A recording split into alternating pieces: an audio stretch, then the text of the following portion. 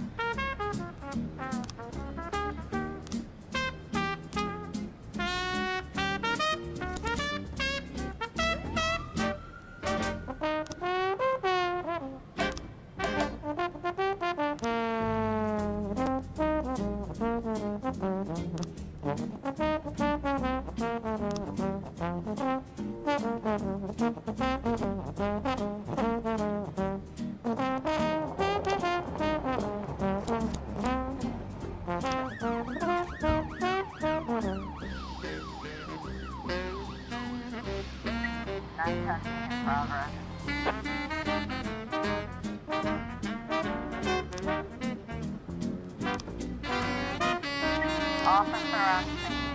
Looks like we have a situation here.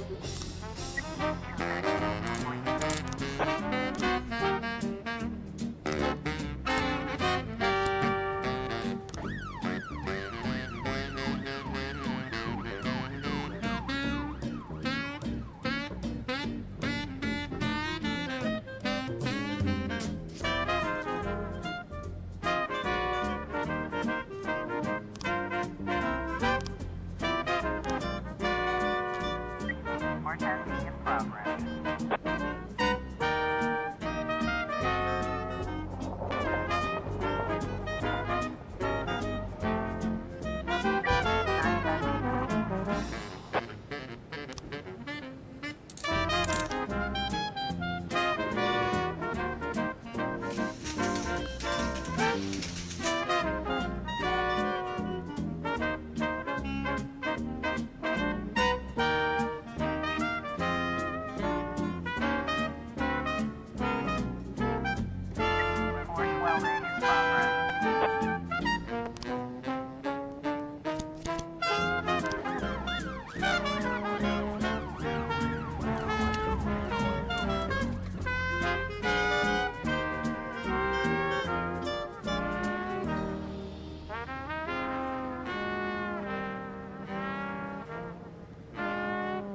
Forecasting complete.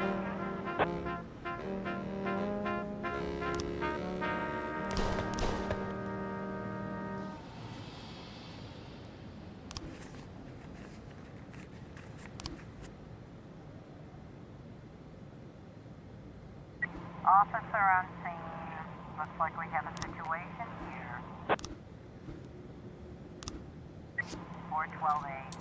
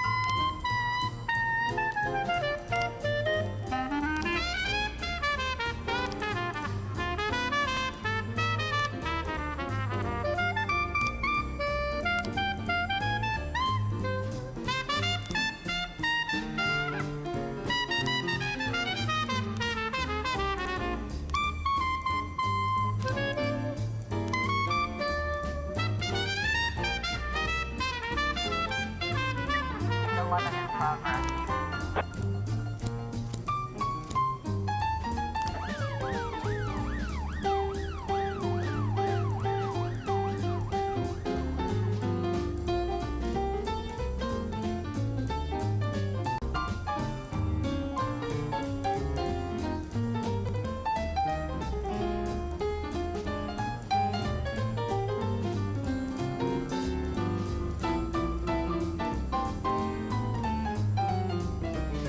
Got a situation here.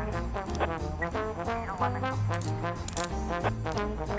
911 in progress.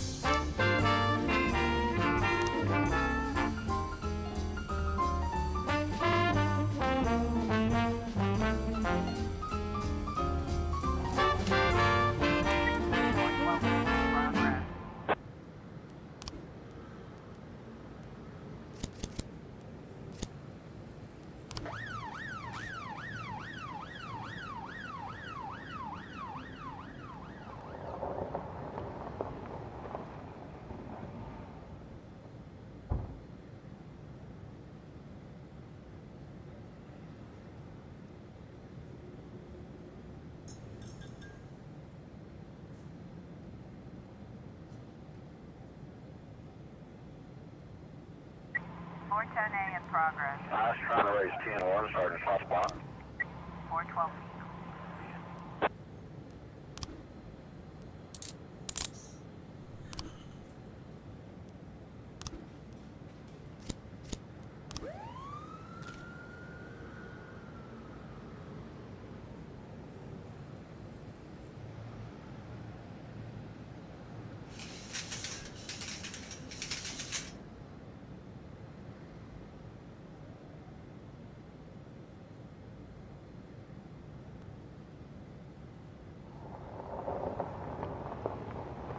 Officer on scene.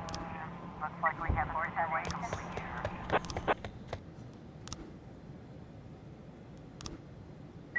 910 in progress.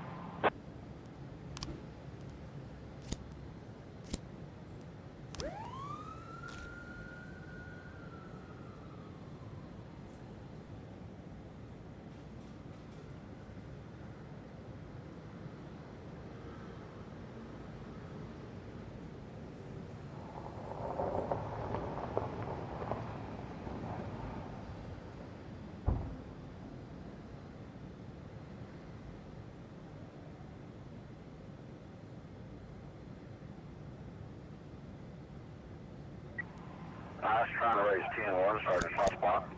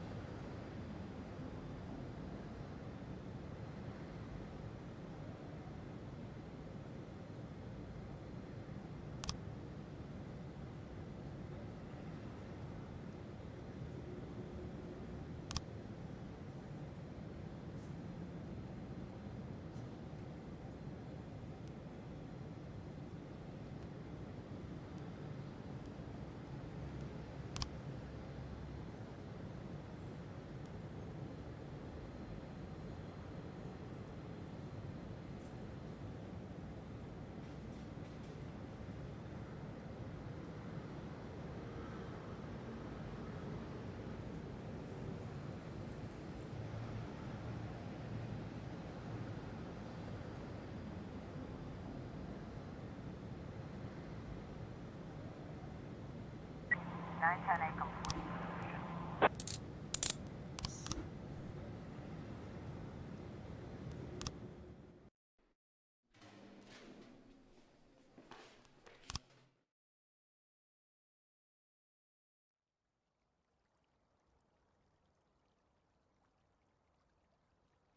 In my new role as corrupt official, I had to give up some of my favorite habits. I couldn't turn off my phone when my head ached.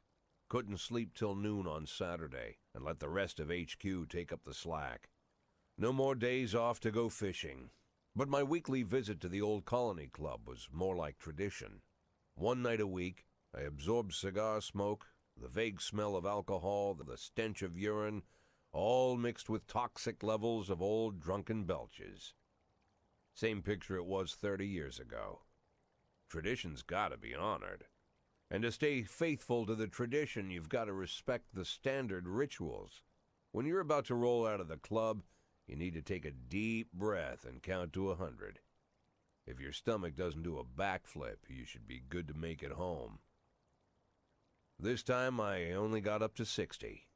I was interrupted. Why? You look even better than you do on TV. There's nothing more impolite than approaching people in the alley at the old colony.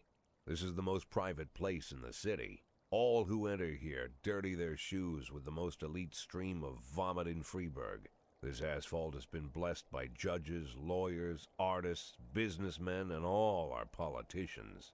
Takes a lot of balls to crash the party. My head was a drunken haze, but I knew who he was. A cartoon gangster suit straight out of Dick Tracy. Fancy voice, fruit cologne, sassy strut. That's how the newspapers described Vikas Varga, rising star in Freeburg's criminal underworld. He appeared out of nowhere, and with the support of the local punks, Varga broke all the old rules of organized crime. He killed those who could not be killed, traded what could not be traded, and robbed those who could not be robbed. In just a single month, this man had gathered an incredible amount of power. He's been called everything from a clown to a madman to a criminal genius, and more often than not, he's called a low-class upstart short on ideas. But if Vargas was one of the old crime bosses, he'd have been cut into pieces and fed to the river. Look past this guy's arrogance, and there's something about him. The city is still deciding what to do with him. Meanwhile, he's burning down the houses of old city mobsters. Not the best time to talk, Mr. Varga. Well, you know my name. I'm flattered, although not very surprised, to be honest. I might be a little short on manners. Like they say in your fair city, with the right manners, you can go anywhere. Well, I don't want to go anywhere. I want to stay right here. Even the criminal world needs manners, Mr. Varga. And one of them is this. Don't interfere with a drunken cop who's trying to take a shit and puke at the same time. Oh, you exaggerate. But is Freeburg always so gentle with its officers? You've been a bit roughed up lately. I see you already know Freeburg quite well, Mr. Varga. Well, I love to learn and look around. But I do know that the inhabitants of this fair city should be friends, Jack. Maybe it's true I don't have the best manners. After all, it's only polite for friends to share their phone numbers.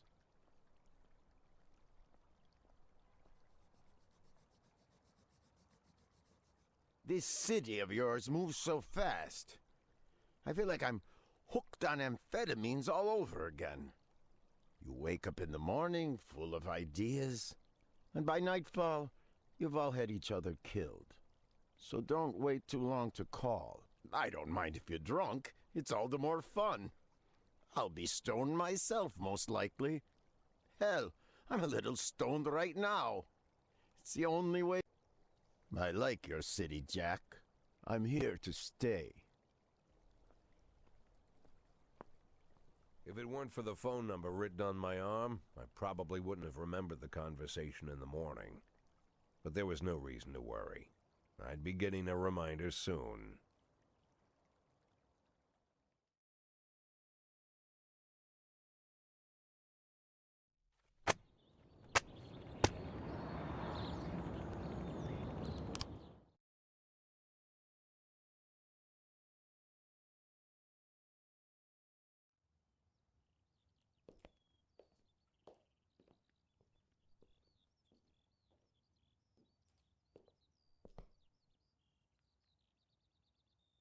My morning ritual was plagued by the smell of Vickers Varga's fruity cologne. It was like the sharp citrus scent was chasing me around the house, as if Vickers was right there in my living room.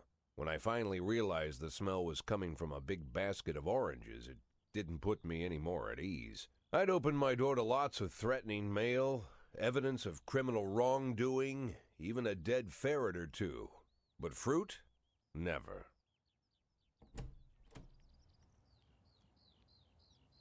You the fruit guy? Excuse me? Was it you that brought the basket of oranges? Nah, it was here when I arrived. Fine.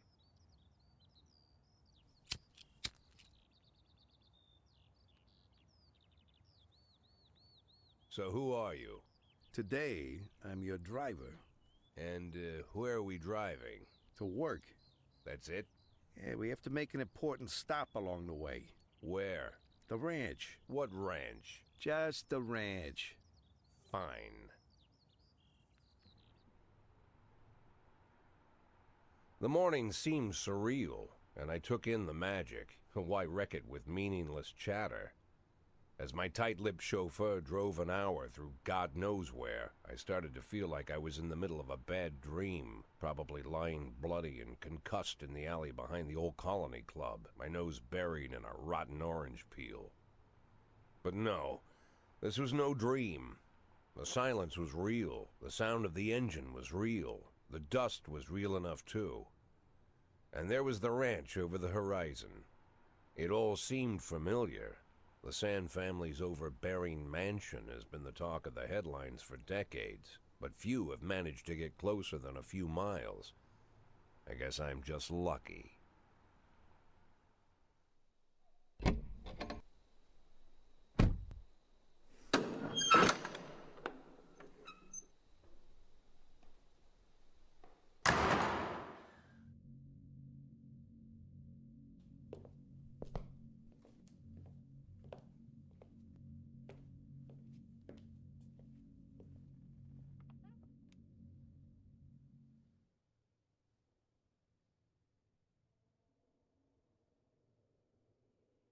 I didn't know you took private meetings, Mr. Sand.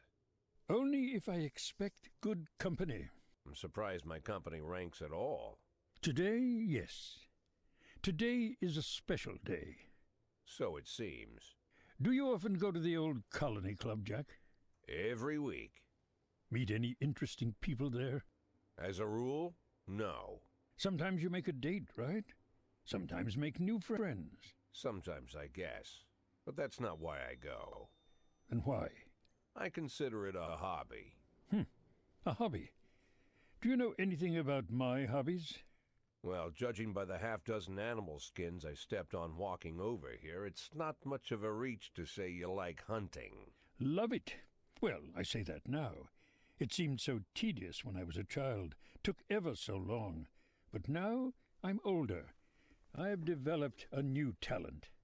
What talent is that? Patience. The will to wait for the right moment. Let's say you want a deer. You know, you deserve it. You've even decided what dishes its meat will go to and where you'll mount its horns. But to get that deer, you've got to wait. To sit in the bushes and stay nice and quiet. Professional hunters will tell you that the hunt is a rare craft. There are many rules. It's shrouded in mystery and ancient skill. Well, that's all complete nonsense. To get a deer, you just sit on the sidelines for a long enough time, pinpoint the moment when it's finally time to shoot. I learned the talent, Jack, but not like you, oh, Jack. You truly are the master. I don't understand. Oh, come on, Jack. I know about the 500,000. I know your plan. Kendrick told me everything. Needless to say, I'm impressed. While some people learn to hold their breath for minutes on end and not to rustle the leaves too loudly, why you decided to just become the foliage. You turned yourself into a bush, surrounded by deer who've been so fruitfully multiplying for decades. But all this time you've held your rifle at the ready. Forgive an old man his imagery, Jack. I've the heart of a poet, I confess. Look, I don't know what was said between you and Kendrick, but it sounds like you got it wrong. Oh, I think I understand everything just fine. And I think we understand each other quite well. Jack, in the coming war, we'll make excellent partners. What war? One war falls upon every generation. My grandfather drove out the Ambersons back when he was 27. My father destroyed that psychopath gangster Maurice Bell when he was a sprightly 30. At 69, I'd begun to think my war had passed me over. But my time has come at last. Tomorrow Vicus Varga declares war, and I'm obliged to answer. So, we're talking about Varga now. I don't know how he thinks. I don't even know whether he plans his actions or not. I can't divine his purpose. Hell, I don't even know where he comes from. He's a man not of our breed, wouldn't you say? But when he arrived here, I invited him in, told him we could work together. An official invitation penned in my own hand and written on some very expensive paper. And can you imagine his reply? A fruit basket. What sense can be made of such a message? I guess it means whatever you want it to. Precisely. I'm late for work, Mr. Sand. You know, Jack, I could just give you 500,000 right now, cash, whatever denominations you like. But I would never insult you so. If I went stalking my prey for so many years, I wouldn't want someone else to shoot it for me. I understand you, Jack, and I'll never ask you for anything that's contrary to your nature. Just think about our conversation. Think about it, and call me.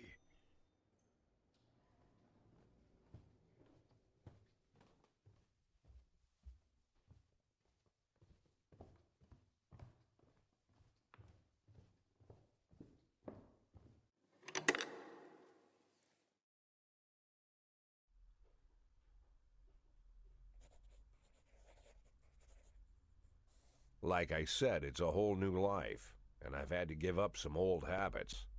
One of them, keeping away from things that don't concern me. Now I can't afford the luxury. This spotlight I'm under, concerns is all I got.